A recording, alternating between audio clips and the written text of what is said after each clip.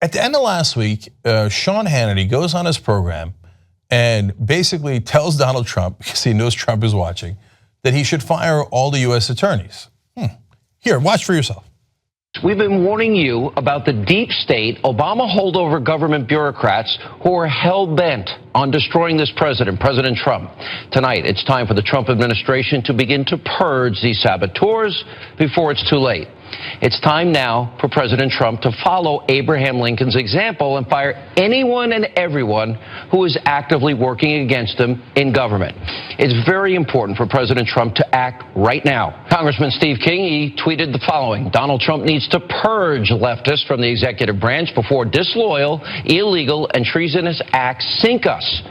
Now, it's important that the president begin to hear this and act now. Now, my message tonight is simple. Every holdover from the Obama administration, they need to go. Okay, act right now. I'm going to tell you why Sean Hannity and Fox News are panicking at the end.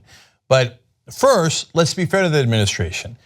They can fire and do normally replace the US attorneys. There's 46 of them, and it is a political appointment. So you're supposed to have your own guys ready, and then so that you have a smooth transition.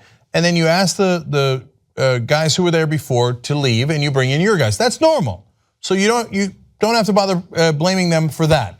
Now, there is one person that they fired that was a little unusual, though, and it's Preet Bharara. He is the US attorney in the Southern District of New York. Now, that's a very powerful, very important office, and they had told him that he could stay. Trump said that himself personally. But all of a sudden they changed their mind on him. So when in the middle of the weekend, after hearing Sean Hannity's report that he has to act right now, Trump fired all 46 US attorneys, including Bharara, who said he wouldn't fire. So when asked about this, the former US attorney said, "I did not resign. Moments ago, I was fired." And it's true, and the Trump administration confirms it. They asked him to resign. He didn't because of what Trump had told him in the past. And then he got a call saying that the acting person in charge of this at the Justice Department said that he had just talked to Donald Trump and you're fired, okay? Now, Bharara went on to say, "One hallmark of justice is absolute independence, and that was my touchstone every day that I served." That's interesting. I wonder why he mentioned the independence in the context of all of these resignations and his own firing. Bharara's refusal to resign, according to CNN, created a stunning public standoff Saturday as 46 US attorneys across the country were asked to tender their resignations Friday afternoon. But unlike the others, the reason Bharara's sudden dismissal came as a surprise is that the high-profile US attorney had been told after a meeting with Trump in November that he could stay on and felt blindsided by the request for his resignation on Friday, sources told CNN. Now, why tell him that he could stay in November and then turn it around? Let's keep going. CNN says, according to a source familiar with the meeting between Trump and Bharara in November of 2016 at Trump Tower, the president-elect asked Bharara to stay on the job and they shook hands. Trump then directed Bharara to go out to the cameras and tell them, "I asked you to stay." Quote, "I asked you to stay." Now you might be wondering, why did Trump do that in the first place? It was actually to reach out to Chuck Schumer. Bharara previously worked under Chuck Schumer, Schumer supported him. Remember, Donald Trump donated a lot of money to Chuck Schumer before he got into politics himself. And he wanted to be able to work with the other guys. And apparently decided to change his mind, maybe because of an investigation that Bharara was doing on him. So let's find out about that in a second. Schumer then goes on to say, by asking for the immediate resignations of the remaining US attorneys before the replacements have been confirmed, the president is interrupting ongoing cases and investigations and hindering the administration of justice. So now that is the usual Donald Trump MO, which is incompetence. Now, you have to think, okay, look, they get to replace the 46. Again, I've now said that 2-3 times, right? Nothing wrong with that overall. But hire your guys first. That's normally how it's done. So one, you've got the incompetence of bungling it. Oh no, you're all fired, but I don't have anyone to replace you, because he can't manage his way out of a paper bag. The second part of it is, wait, if you don't have the people to replace him, why are you panicking right now? Why don't you just replace them 2 weeks from now when you have your other guys ready to go? Or a week from now, or 3 weeks from now. Do your job. Nope, they had to go right now, according to Sean Hannity.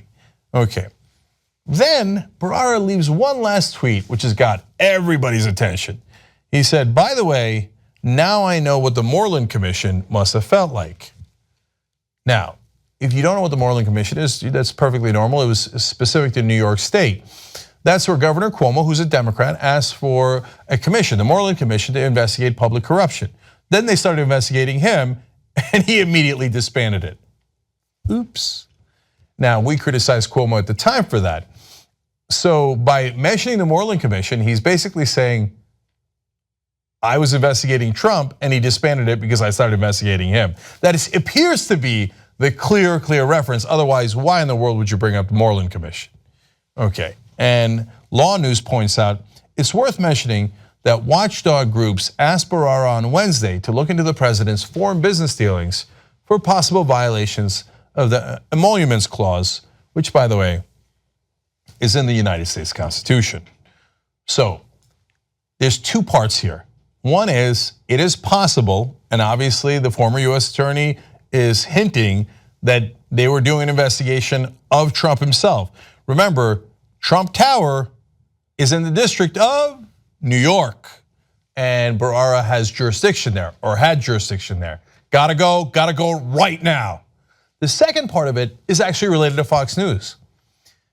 Bharara was also apparently investigating Fox News for some of the payoffs to the people who had been sexually harassed. Were those illegal payoffs? Were they properly reported, taxed, etc.? Were there recordings of people illegally? Now, how many times did I tell you guys about this? Look, Roger Ailes recorded people in the small newspaper he owned in upstate New York. He did it over and over again. I know that when I was at MSNBC, the PR department of NBC told me that Fox News' PR department had files on executives and hosts at other companies, including NBC. Now, finally, after all these years, apparently somebody was investigating what in the world were they doing at Fox News, and to what degree was it illegal? And all of a sudden, Fox News host comes on air and goes, you have to act right now, Donald. You got to get rid of them all. Purge them, act right now. I'm serious. Donald, act now. Were those investigations coming to a conclusion? Were there going to be indictments? Was it going to involve the president or any of his supporters, or more immediately, people at Fox News?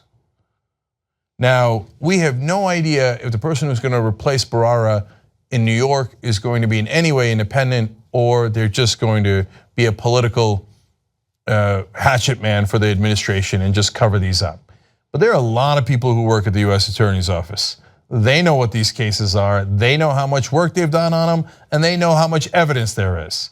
So if they try to cover these up, I think it is going to be a disaster for them. So stay tuned, this is a huge story. You know who created journalism you could be proud of? You did. Our audience helped us hire an investigative reporting team. Now we're gonna go for a second. tytnetwork.com/go. Let's build the best reporting team in the country together.